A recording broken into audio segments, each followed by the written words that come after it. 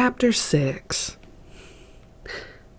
But it wasn't all love those first days at Spahn's.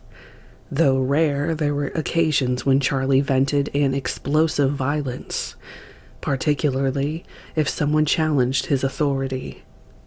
Only in retrospect would I understand the portent of those outbursts. One night we were gathered around the low dining table waiting while the girls served dinner. It was dark outside, but the saloon was illuminated by a series of candles set along the top of the bar, and several that flickered from the windowsills fronting on the boardwalk. Gypsy had lit some incense, and its ambrosial fragrance wafted through the room, reminding me momentarily of Lebanon, of Rudy and Arula, the housemaids. Several girls walked back and forth across the floor, carrying utensils, glasses, and plates of chopped suey and salad from George's house. Charlie was tuning his guitar. I was sitting beside Juan Flynn, who had just come in from work and was still wearing his dusty trail clothes and boots. As usual, he was ebullient and animated. "I've been riding these fucking horses for 5 hours with Benny behind me telling me to go faster. Sometime I think he's crazy. Benny." Juan stood about 6'5" and weighed 220 pounds, most of it muscle. He was always garrulous and lusty, a powerhouse personality, one of the few guys Charlie could really never get a handle on. Half Panamanian and half Irish, he had light brown Afro-style hair and steel blue eyes. He reminded me of a hybrid Zorba the Greek. He'd grown up in Panama and had fought in the Vietnam War. At 26, he was a seasoned young man, intelligent and strong-willed. Still, he was intrigued by Charlie's scene, and I could tell that Charlie's rap confused him. But never for too long, for it wasn't so much Charlie that kept Juan's attention. It was Brenda. At 5'3" and less than 100 pounds, she had become, in a short period of time, one of the heaviest little gals in the family. A real cosmic sex cookie, fully capable of handling the big Latino cowboy. That night, she sat on the other side of Juan. He was joking about the family living inside a jail, the mock jail at Spahn's. Then he began describing the time he was jailed in Panama for riding his horse into a bank. Squeaky knelt behind Charlie and began giving him a back rub. Tex sat next to Katie, strumming Charlie's guitar. "I don't know," Juan concluded, "but it seemed to me that in jail I talked to some very interesting and intelligent men. I hate the jail, but I see there's something to learn." In the other room, Pooh Bear was crying.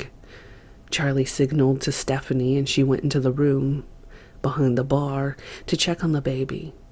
Charlie grinned at Juan, then flicked the hair from his eyes. "Dig it, Juan," he said. "It's like all my life I felt like all the bad people were in jail and all the good people were on the outside. Then I would get out of jail and find out just the opposite. That the people outside smiled and pretended they were groovy. But shit, they never kept their word. And then I'd go back in the jail. Hey, I think my longest time out of the jail in the past 20 years had been about 8 months at a stretch, up until the last time I got out." Then Juan, dig this. "Just before they let me out the last time I told the man, I says, 'Hey, I can't cut society. I'm just digging being in here with people I know, being in here playing with my music, doing my trip.' So what happens? They kick me out and I go up to Berkeley, and I meet this kid, about 15. I ask him, 'Hey, where do you live?' And he says, 'Well, I live out my sleeping bag.' And I says, 'Well, don't you work?' He says, 'Oh, nobody works.' So I says, 'How do you eat?' The kid says, 'Well, I eat at the Diggers.' Then he put his arm around me like I was his brother, and then said, 'Come on, and show me the love.' The first time I really found love in the world. After all the food was on the table and everyone was seated, Charlie took a bite of salad. Then we all started to eat. Moments later, he looked up from his plate, screwed his face into a scowl. "Hey, who made this salad dressing?" Sadie said that she did. "Smells a bit like piss." Charlie grinned. "Hold your nose," Sadie quipped. "I might have to." Sadie got up and started to walk toward the doorway with a plate. More than 5 months pregnant, her belly was beginning to ripen and protrude beneath the Mexican blouse she wore. Moving past Charlie, she made some comment which, to me, was unintelligible, but Charlie leaped to his feet. "Don't give me that shit, woman!" He grabbed her by the arm and started slapping her. "I don't listen to that kind of talk. You could just take that shit on down the road. Dig what I'm saying?" Sadie cried out, and I felt Juan's body tense. But he didn't get up, nor did anyone else. Sadie kicked and grappled with Charlie until he pinned her arms against the side of the bar. "I'll break your goddamn fingers off. Let go, damn it!" "Stop it, Charlie, stop it!" Her breathing came in short gasps. Finally, he forced her to the floor, bending her fingers back against her hand. She groaned, but he wouldn't let go. "Just relax! Damn it, quit fighting!" He crouched over her, forcing her arms to move with his until gradually she submitted to the motion and was following his movements. It lasted only an instant. Then he was talking soothingly to her, almost like a passionate lover might, stroking her hair. "Just let go, Sadie. Let go." It was starting to turn Sadie on, and she began caressing Charlie. Then he jerked her to her feet and told her to go on in the kitchen and take care of her business. Later, I was to see many such outbursts from Charlie. Short, violent ragings, sometimes verbal, sometimes physical, but always resolved by a form of submission, either physical or mental or both, motion hooked to emotion, and always balanced by a soothing aftermath. Another of his releases was to smash a guitar to smithereens. He must have destroyed a dozen while I was with the family. Later, the split in his personality became increasingly more apparent, but always his violence was more than balanced by his softer, more loving side, his patience. Again, it was a paradox, since Charlie was generally much more patient than anyone else in the family. After spending 2/3 of your life behind bars, you learn a little patience. There were times, for example, when there would be a delay or we'd have to wait someplace in line. Charlie would never get uptight. He'd just find a stick or a rock on the ground and turn it into some kind of toy or game. Or he'd start talking to a kid and entice him into the game. It was beautiful, the way he'd get so absorbed in it. And it impressed the family, giving more credence to what he preached about coming to now and being alive in the moment. When he did vent rage or displeasure, most of us felt responsible, believing that we were to blame by being too hung up on our own egos. What made us resist or question, he said, was ego. He taught submission, a submission to the love. And since Charlie was the love, submission to him. And he said, too, that there was no such thing as right and wrong as long as we followed. The implications were clear, and in time, these notions became a reality for most of us. When, on several occasions, he was challenged for being too rough on one of the girls, his rap would always be the same. "No one was hurt, man. I didn't hurt anyone. You didn't see blood. You don't see any marks. Dig it. Pain is a sensation. There is no pain, really. It's like any change. And change you pass through produces sensation. Pain is like fear. It expands your consciousness. It's essential. It brings you to now. Only through pain and fear do you come to love. What inhibited my reacting to Charlie on these occasions was partially due to the passivity of the girls. Most of them had been with him for months. They were used to it and even seemed to thrive on the attention. They were committed to Charlie on very deep levels. Just how deeply committed, I wouldn't learn until much later.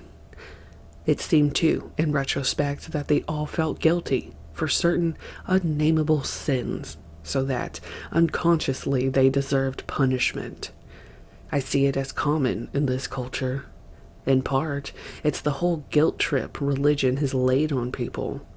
It would appear that unconsciously the family was as much attracted to Charlie's negative, violent side as they were to his warm, loving side.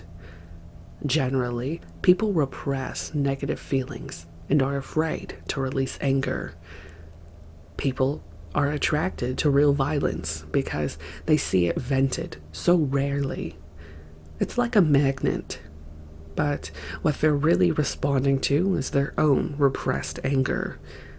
That helps explain the paradox of Charlie's appeal, and also why the murderers got so charged up while committing their crimes, particularly Sadie. Susan Atkins was only 20 when I first saw her in Topanga Canyon, sprawled across the floor of Jay's house, naked. She had long brown hair, pepper brown eyes, high cheekbones, and a full, sensuous mouth. Her body was sleek, supple, and curvaceous. She thrived on sex. Her nickname was Sexy Sadie. Sadie was born in San Gabriel and raised in San Jose.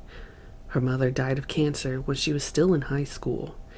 Not long afterwards, she ran away from home, traveling to San Francisco, where she used her abundant pulchritude to best advantage, working as a topless dancer, hooker, and gun moll. By the time she met Charlie in the summer of 1967, she was prime for the scene. When during the course of my stay with the family, some hardcore macho type would show up at the ranch, Charlie would sic Sadie on him. She unfailingly neutralized even the baddest of dudes. Sadie had a seductive, unctuous voice, tinged with a fine patina of bitterness. The voice of a girl who had become a woman too fast. Both precocious and promiscuous, she had come to know men at a tender age. Yet she knew them primarily as animals. In their eyes, she had always been a sex object. What she did not know how to deal with was real love. To her way of thinking, only Charlie had showed her what that was all about. Getting hit by the man you love is no different than making love to him. Charlie gives me what I need. Like all the girls, Sadie soaked up Charlie's rap. We all did. That was the game in the Manson family. When Charlie left the ranch, the rap we spoke was his rap. In time, it got so that we rarely spoke at all of personal experiences or our pasts. We spoke only of love, of coming to now, of tuning our scene. Being at Spahn's made it easier. We were isolated from society. We had no TV sets, no newspapers, and we rarely left the ranch except to drive into town on garbage runs or into the valley to pick up a truckload of corn for the horses. We were nearly always together, sleeping, eating, making love, playing music, working on the ranch. There was nothing more important to any of us than putting Charlie's scene together. If anyone raised a question, Charlie would just dismiss it. There are no questions, he'd say. Every question contains its own answer. Therefore, when you pose a question, you pose it to the void. A question is just a statement. Living with the family became primarily a game of awareness, being aware primarily of what Charlie wanted, anticipating Charlie. My success in the family was based on my ability to play the games. I learned to pick up on Charlie's signals, knew when he moved a certain way or assumed a certain expression just what he wanted. Sometimes we picked up girls together and brought them back to the ranch. Occasionally they were afraid of Charlie because he was so much older. I bridged the gap. Because we were the same size and spoke the same rap, they were able to make the transition. Charlie benefited from my presence. More and more he put me in charge of details he would generally have handled himself. It was clear, too, that the veteran girls found it easy to deal with me on all levels. In the process, I got closer to everyone in the family. During the heavier therapy sessions, when someone would freak out, I was able to help them through their changes, and I got good at it, thereby gaining rank in the family. Charlie allowed this. It took the pressures off him, gave him a chance to rest and observe. When Sadie's belly swelled even larger, I took a paternal interest in her, helped her with heavy loads, watched out for her well-being. It was an unconscious process on my part, but I was beginning to feel a strong tie to the greater family, a real kinship with this band of people who had gathered in the Chatsworth Mountains at Spahn's movie ranch. At the same time, deep within myself, I began to experience a vague uneasiness. Initially, I thought it stemmed from the trauma of my sexual number with Charlie. But that passed, as he said it would, by confronting whatever latent homosexual fears I may have harbored. I had discovered that I could perform bisexual acts without freaking out. Sex, to Charlie's way of thinking, was merely a vehicle to assist in getting free. There were times, for example, when we'd take a little orgy contingent to Dennis Wilson's house just to blow the minds of his hip guests who thought they were so sexually liberated. They'd never seen real uninhibited lovemaking, and many of them couldn't handle it. Charlie took a perverse delight in exposing their hang-ups so blatantly. Then we'd leave like a well-trained band of commandos and return to Spahn's to do it for real. Both Charlie and I were heterosexuals, but being locked up with men for 17 years of his life had pretty much dictated a certain amount of homosexuality on his part. In the joint, you ain't got much choice. Pretty soon it happens whether you like it or not. And after a while, you're just flat on it. When on occasion a gay dude would show up on the scene, we'd run him down the road in a hurry. With all those horny women, the last thing we needed was what Juan called a maricón. No, the uneasiness I began to experience went deeper than that. Something scared me, and I didn't know what or why. One evening, less than a month after my arrival at Spahn's, I left the ranch and hiked up past the outlaw shacks to the hillside where I could look down upon the ravine. I heard the screen door slam and knew that Squeaky was taking George his dinner. There were crickets whirring in the grass, and the lights from passing cars on the highway were visible beyond the ridge. Moments later, I heard approaching footsteps and saw Charlie coming up the trail carrying his guitar. He was wearing Levi's and a full-sleeved scarlet shirt. He had a smile on his face and reminded me of a campesino on his way to a fiesta. "Nice sky tonight, huh?" was his comment as he hunkered beside me, looking off down the ravine. We sat without speaking for a time while he strummed the guitar.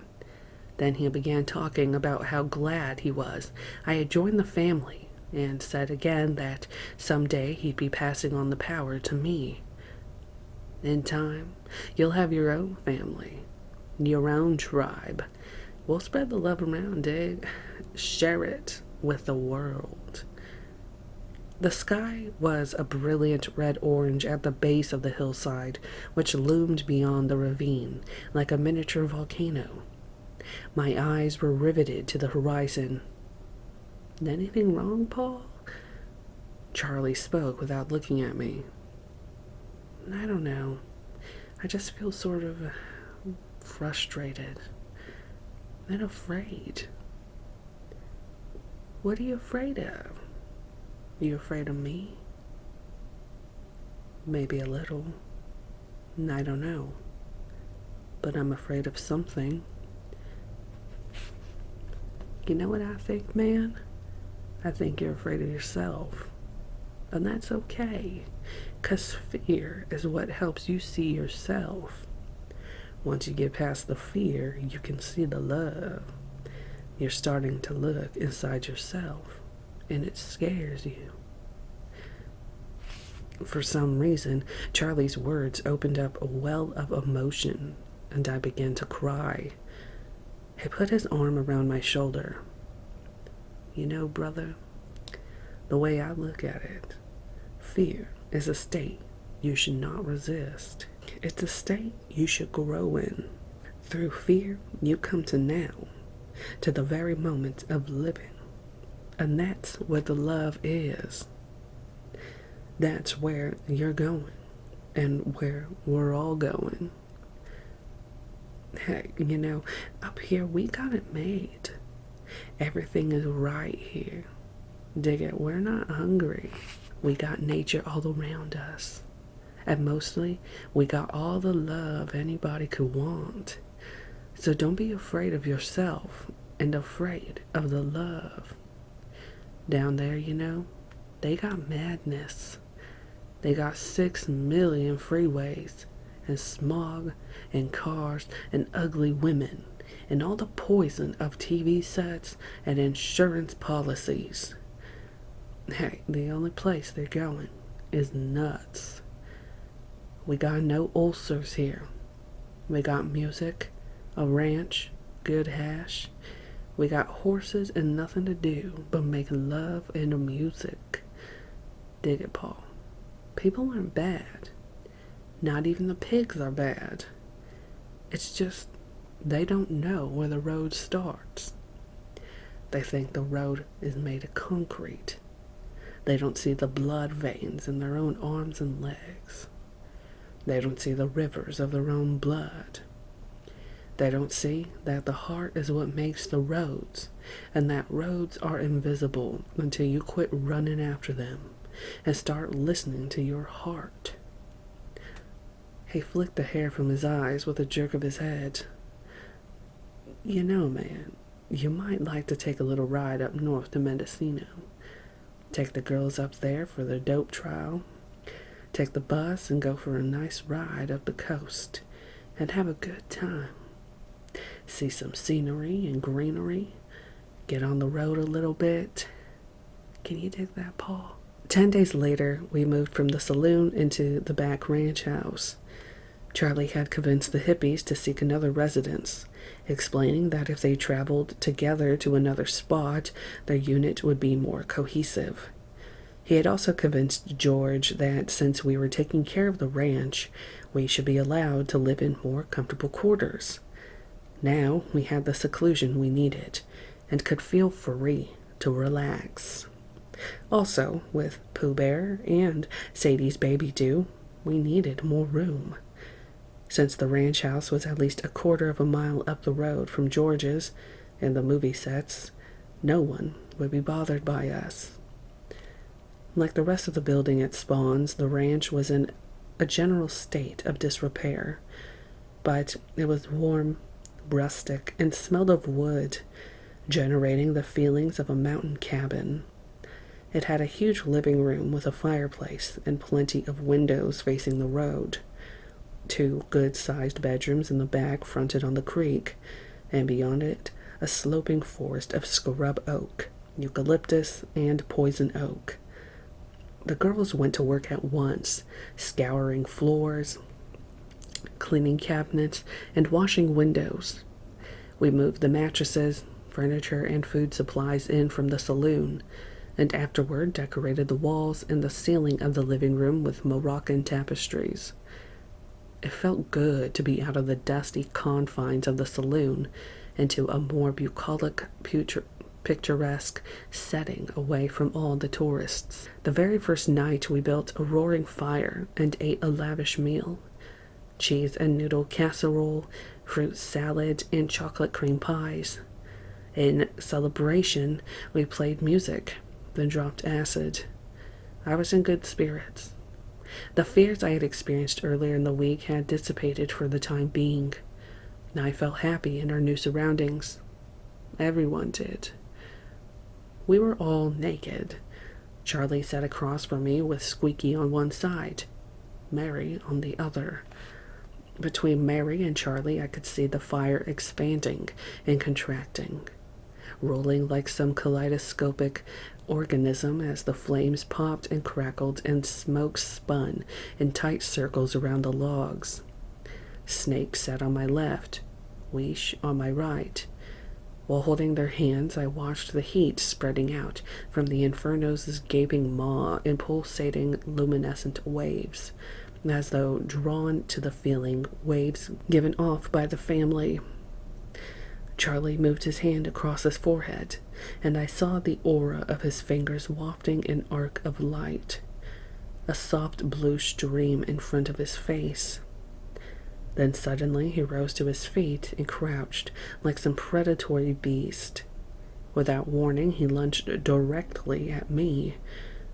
Before I could react, his weight sent me reeling back against a huge beanbag pillow, and I felt his hands fasten around my neck. When I looked up into his face, expecting to see that playful twinkle in his eyes, I saw only a leering, demonic expression, a face I'd never known before that day. His eyes were wide and bright, almost blinding, a 50,000-watt stare that told me he wasn't kidding. Jesus, I thought. What the hell is happening? There was even a register of delight in his irises as his fingers tightened around my throat. He was loving it. He was loving choking me, and I was stoned enough to see it all as though in slow motion, as though the infinity of my own death might be a spectacle like the sunset, like the ebbing flames of the fire.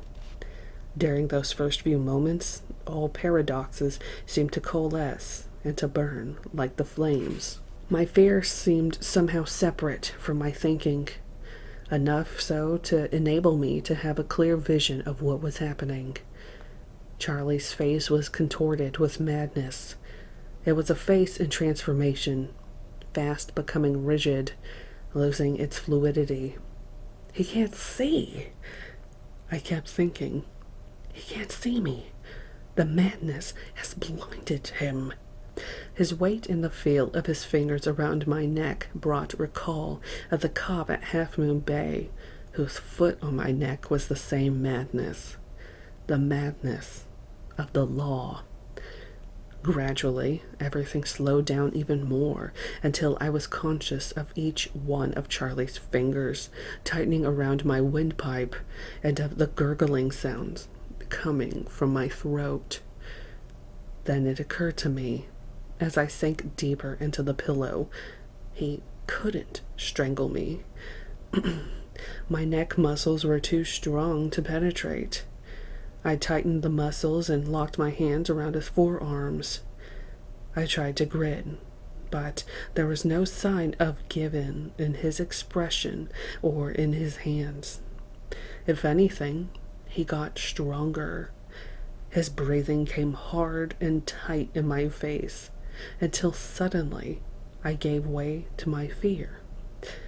My air was being closed off. I began sputtering. What the hell is going on?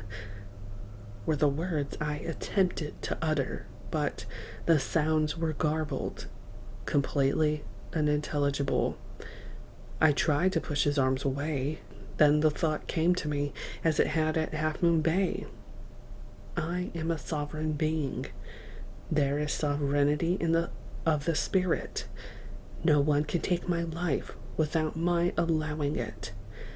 This thought seemed to bring my awareness into sharper focus until I felt the saliva dripping from my mouth onto Charlie's hands, then down my neck.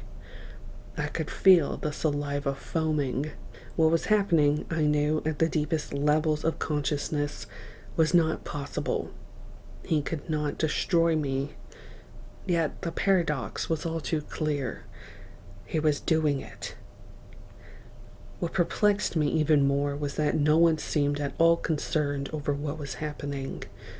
Charlie is strangling the shit out of Paul, so that part of me thought, this must be a routine game. No big deal. And it was then that I looked up at Charlie and realized where his strength was coming from. I saw the waves and pulsations of my own fear being absorbed into his hands. I saw streaks of sweat running along his forearms like tiny rivers toward my eyes. And I saw that he was strangling me with my own fear. And I realized too, during the eternity of that episode, that what was prompting me to endure it all, to violate my own survival mechanism, which is fear and the adrenaline it pumps, was a deeper cosmic consciousness which had seized my curiosity. "Okay, Paul," he said, "I'm gonna finish it off now. I'm going to kill you." At precisely that moment, the fear began to leave me. I relaxed and looked up at Charlie. And it happened. As I withdrew my fear, I felt his power ebbing. He was losing strength. His hands began to shake. Then his whole body was shaking. Moments later, his hands popped up, and he was literally ejected from me. I sat up, and he faced me on his knees, his body dripping with sweat. He seemed as shocked as I did, yet there was a twinkle in his eye. "You saw it, huh?" he said, almost reverently. I nodded, rubbing my neck with one hand. "Yeah, Charlie. Yeah, I saw it." And what I had seen, though it would take time to sort it out in my mind, was the game Charles Manson was playing. The game of fear manipulation, which was his way of controlling the family. He had set me up for the episode during our little talk on the hillside. Had I submitted to the fear and thrown Charlie off, or had I passed out and come to later, I would always have lived in fear, and would have either left the family then, or, had I stayed, remained completely dominated by Charlie. Ironically, from that point on, I operated on a plane of vision, which in some sense put me on par with Charlie. Later, I realized that Charlie had staged the incident to test me. It was the classic confrontation of the master and his prize pupil. Yet, it was a dilemma for him. On the one hand, he loved me like a brother and needed my help. On the other hand, I posed a threat to his absolute rule. My own reaction was also a paradox. While I had been terrified, I had also made a great step forward within the family. Perhaps Charlie was passing the power to me without meaning to. Few, if any of the others, really saw what transpired. In retrospect, I'd see that they were governed not only by their love for Charlie, but by fear of the demons inside him, which were every bit as powerful as the love, and which, in time, would destroy that love. During the months that followed, I would see this fear mechanism operating on many levels. By resorting to physical violence and domination with the girls, twisting their arms, smacking them, but never hurting them seriously, he was able to maintain and instill fear, which was balanced by his love and his seeming infallibility. The words Charlie uttered were invariably rich with truths. Not only his words, but the motion games, which were based on principles of yang and yin, force versus resistance, masculine versus feminine, the polarity of the world of matter. Charlie had discovered that the harmony of opposites is at the core of cosmic law, and that submission, in the way Sadie had submitted to him that night, was fundamental to an achievement of that harmony. There was beauty in these principles which Charlie clearly understood and knew how to implement. Yet, on a deeper, more insidious level, he was programming us through fear. He did so by locating deep-seated hang-ups in a person's psyche. Later, when we went to the desert, I would see dramatic and harrowing instances of this under acid. On acid, these personal blocks, inhibitions, fears, nightmares, and frustrations became all too apparent to Charlie. At the same time, he would ask that we submit to him and to our fears. Instead of reprogramming or dismantling the fear or hang-up, he would leave it operational or on a subconscious level, telling the person who is open and vulnerable on acid, "Don't let anyone inside your head but me." In a very real sense, Charlie took up residence in people's heads. "I am you, and you are me," was something we were programmed for, with a handle on people's fears, a handle they were unaware of. Charlie would trigger and dissolve those fears practically at will. For most people then, he became both Satan and Savior. Simultaneously, he had programmed people to give up their past lives. Give up your world. Come and you can be. So that eventually they had no point of reference, nothing to relate back to. No right, no wrong, no roots. Their only reference point became Charlie and his program. Thus, a new reality was created. While this reality would soon become frightening at the time, and in view of the insanity of the civilized world, which to many of us was more frightening, it seemed worthy to endure. Until that night, however, I had never fully absorbed Charlie's central message, a message repeated nightly in the music. Cease to exist. Just come and say you love me. Give up your world. Come and you can be. When, during that confrontation, I literally submitted, and perhaps could well have ceased to exist, it blew Charlie's mind. In a very real sense, I may even have transcended his own wildest expectations. Because of this, I became at once more valuable and more threatening. Charlie and I had shared an experience which gave us a glimpse of the core, the taste of the same revelation. In this case, his counsel had proven correct. Fear had been an obstacle to growth. Fear had been the incipient stages of a higher consciousness. Fear had placed me at the jumping-off point where destiny revealed itself in a game of chance. I saw that there are no losers, save for those who dare not play the game. Maybe like those good gamblers, I was just lucky, but From then on, while Charlie and I would remain brothers, we were brothers in a different sense. Like wolves in the same wolf pack, always wary of each other and continually on guard.